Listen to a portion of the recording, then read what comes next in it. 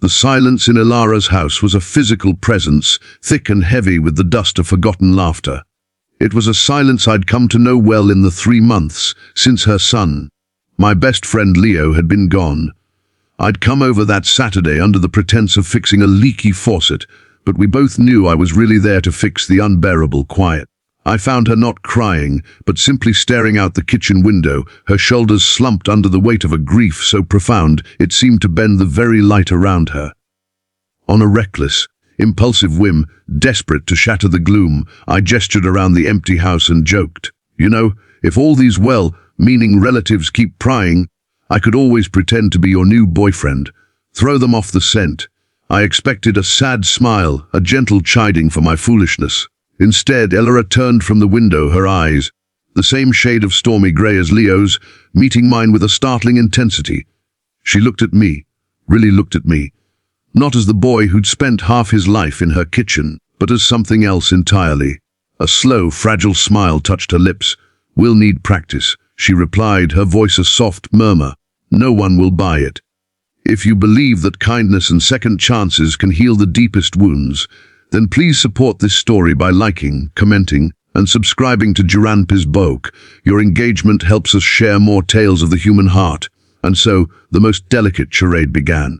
Our first practice was a trip to the farmer's market, a place she and Leo used to frequent every Sunday. The objective was simple: look like a couple, but every attempt felt like a poorly rehearsed play. My hand on the small of her back was too hesitant, more escort than partner. Our conversation was polite, filled with the easy familiarity of years, but devoid of the secret, intimate language shared by lovers.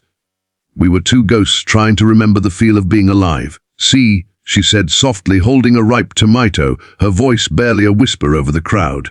"No one is looking at us. We're invisible." The challenge was far greater than I'd imagined. It wasn't about convincing others we were in love, but about navigating the ghost of the son who stood, forever young and smiling, between us.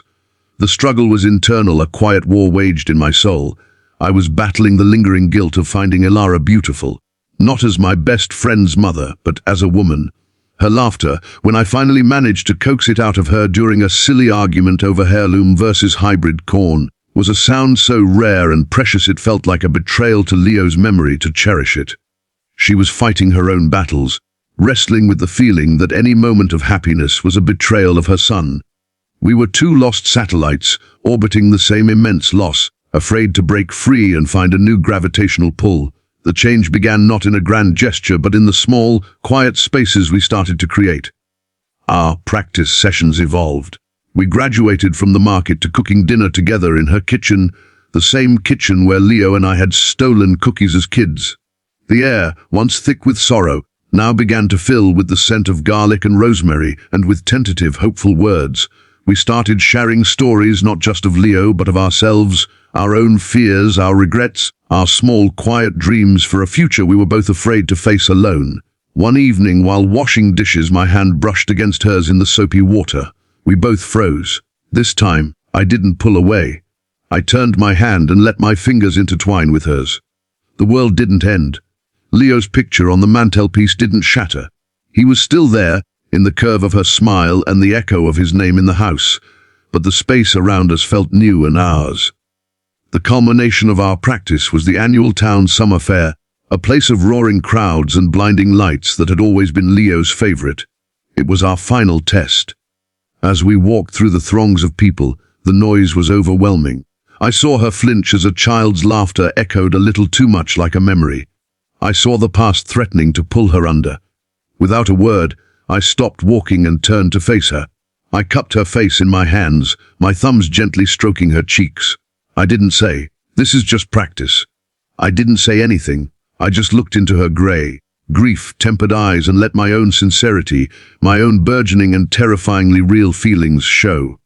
A single tear traced a path through her dusting of freckles, but she didn't look away.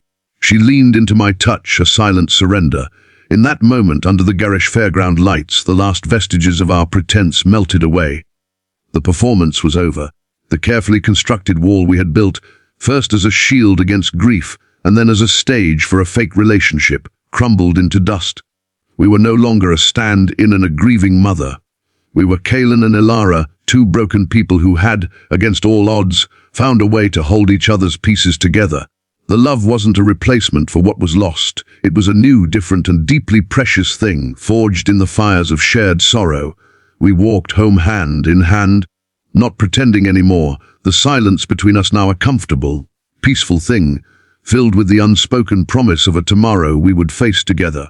If this story of love emerging from loss has touched your heart, if you believe in the power of unexpected connections, please let us know by sharing this video with someone who needs to hear it.